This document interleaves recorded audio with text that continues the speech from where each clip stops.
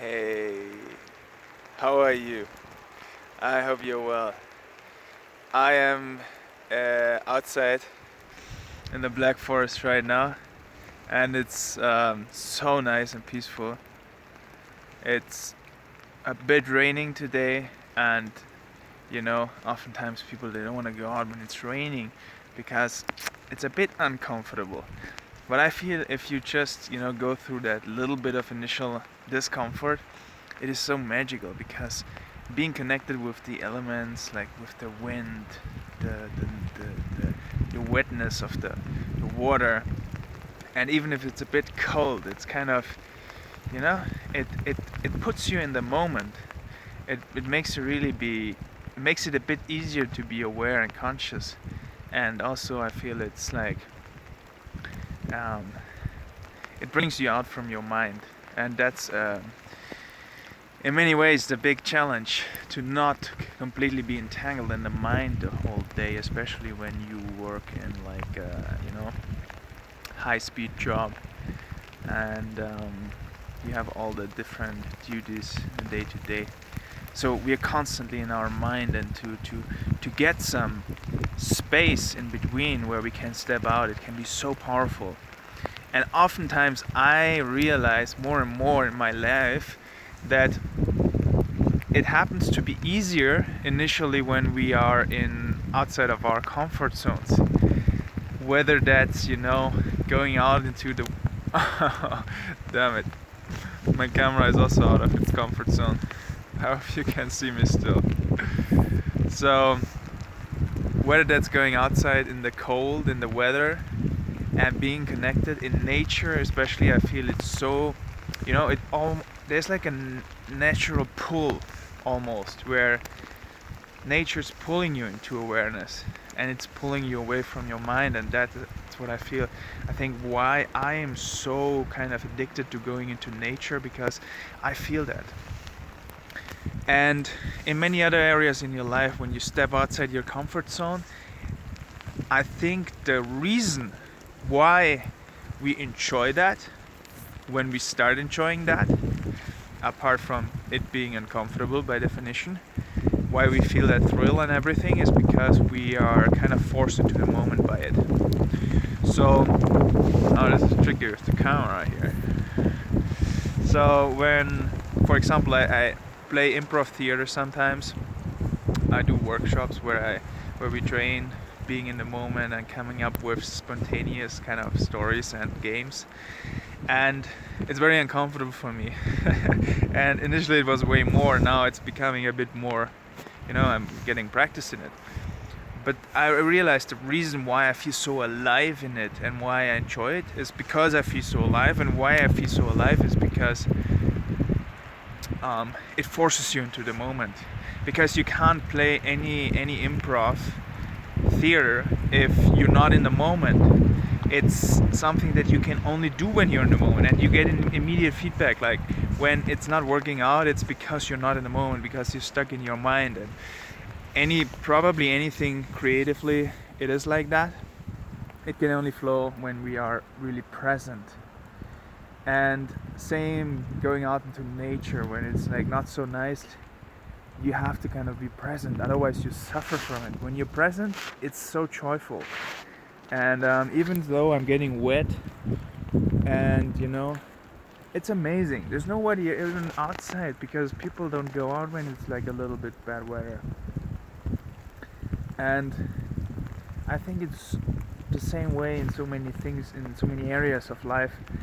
When you step outside the crowd, in the sense that you step outside the comfort zones, you do things that are uncomfortable, you feel more alive because you are more in the moment, and you go deeper in life.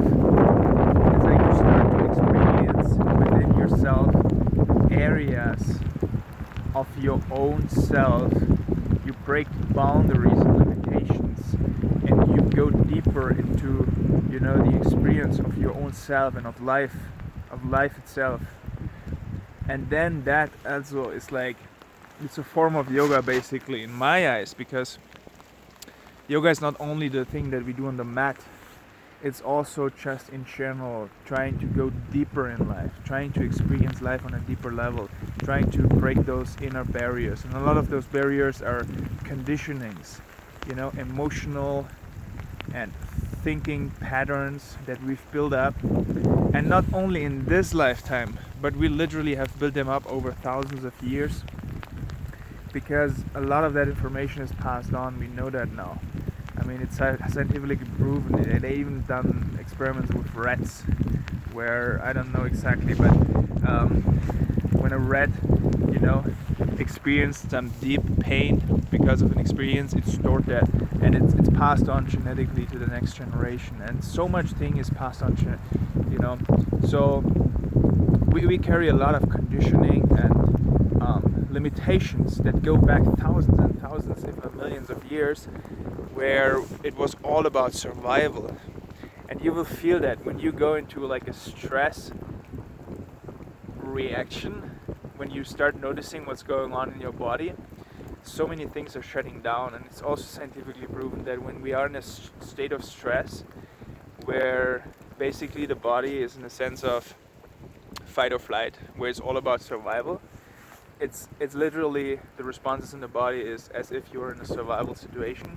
And then what happens is certain areas in your brain, especially the newer areas like the neocortex, you literally can't access them anymore in that moment. So you're not able to do any higher, you access your higher faculties like creative thinking, and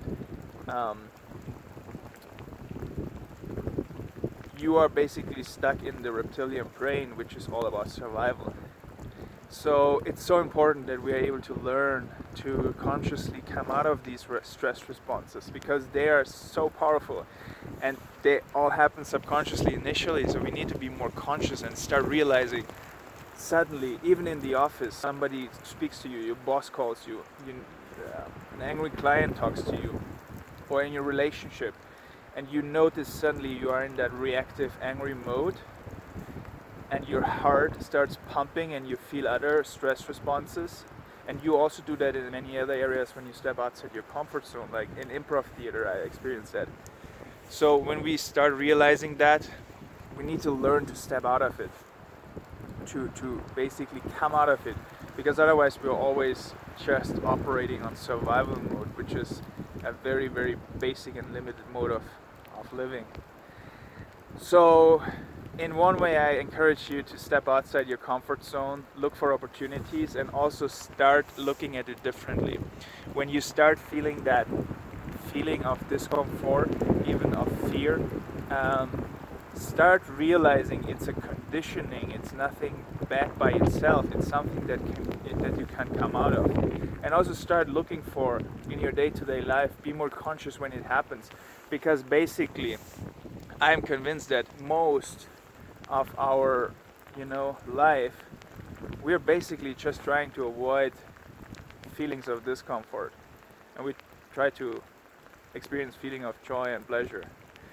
And so we are basically in a very narrow field where we can operate, because it's determined by where we feel comfortable.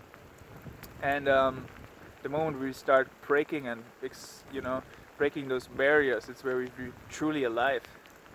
So I encourage you to look for those opportunities to step outside your comfort zone, go out in the cold weather, in the rain, spend time in nature, start doing things that make you feel uncomfortable, do public speaking, start speaking up in meetings, start speaking your truth, start living authentically. I try to do that as much as I can. It's not easy, but it's not supposed to be easy. By definition, it's not easy.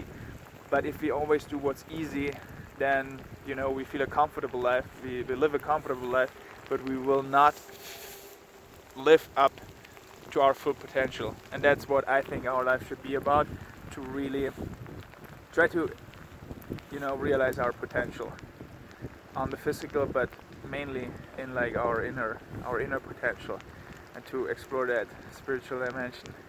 So guys, I wish you a wonderful day from here. and I hope I see you next week. If you enjoy these videos, please give me a thumbs up. That makes sure that many more people can also see the video. And leave a comment. Let me know how you think about this. Let me know what ways you have to step outside your comfort zone, and I'll see you again next week. Bye guys.